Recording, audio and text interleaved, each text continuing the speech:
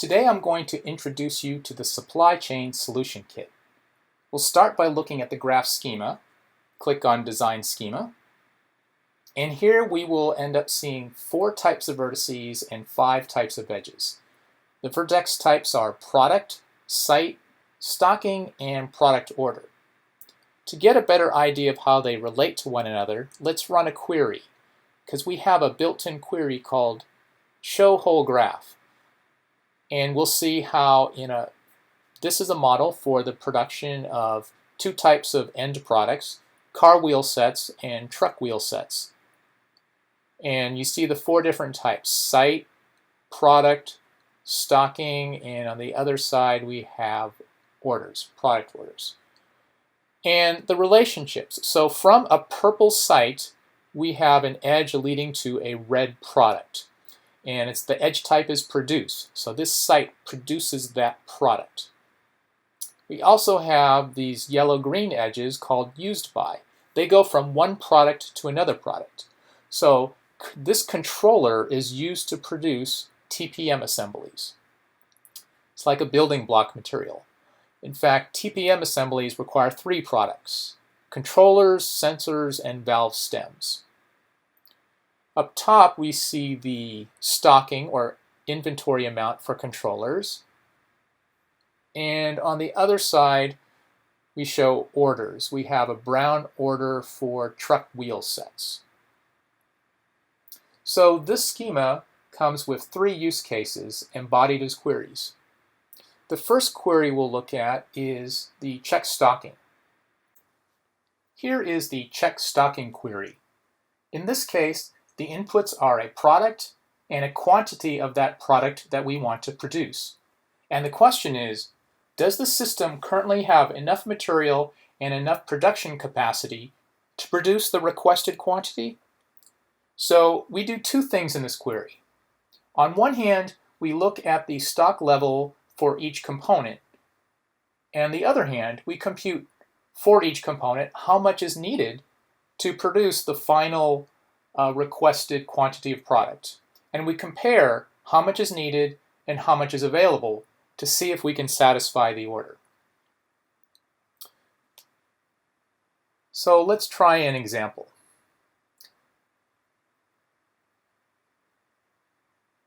Let's say we want to produce car wheel sets, and the amount we have there is 5. So let's run the query. Here is our output tree. Let's improve the layout and zoom in and switch the layout style to tree. Now, these show all the components that are needed. The leaf vertices are the raw materials, and then as you go up the production chain, you get more advanced production. This material, aluminum rods, we see we need 120,000. Historically, we've consumed 480,000, and we have 1.26 million in stock. Since the amount in stock is larger than the needed amount, the answer is true. We do have enough of this material. Now we can check any of the other ones here. Rubber. Rubber says we need 2,000, but we have only 100 in stock. So the answer here is false. We do not have enough material.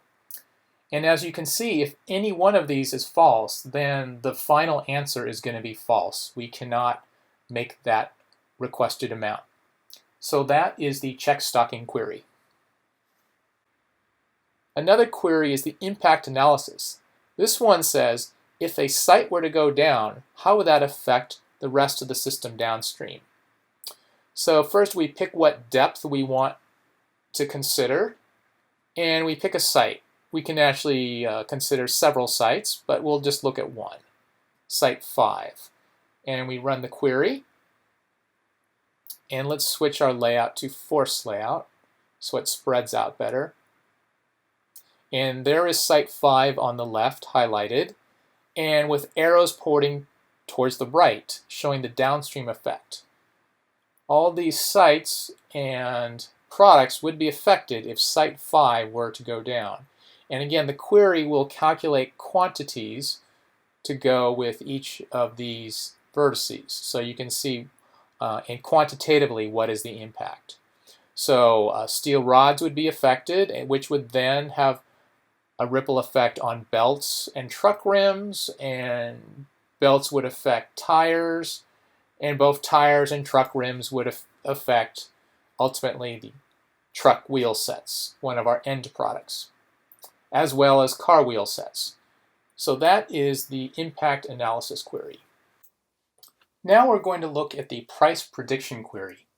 Before we look at the query, we need to understand the pricing model built into this graph. Looking at the attributes for the TPM assembly, we see a formula attribute at the bottom. $1 plus $2 plus $3 all times 0.8. This is the formula used to calculate the price of this product. So what are $1, 2, and 3? They represent the neighbors, the neighboring products used to create this product. This edge is labeled Formula Order 1, so it points to the neighbor that should be considered $1. Similarly, the other two connecting edges are labeled 2 and 3, so they connect to neighbors $2 and $3. So if the price of any of those three changes, then the price of TPM assembly will change. So now we're ready to look at the price prediction query. This query asks, if the price of one or more products changes, how will this affect the price of other products in the network? And this is an iterative query. If we go for one iteration, we look at the price change of immediate neighbors. If we go for 2 rounds, then we get to see the effect on neighbors and neighbors. And because there can be multiple paths, the price changes can compound and run into each other.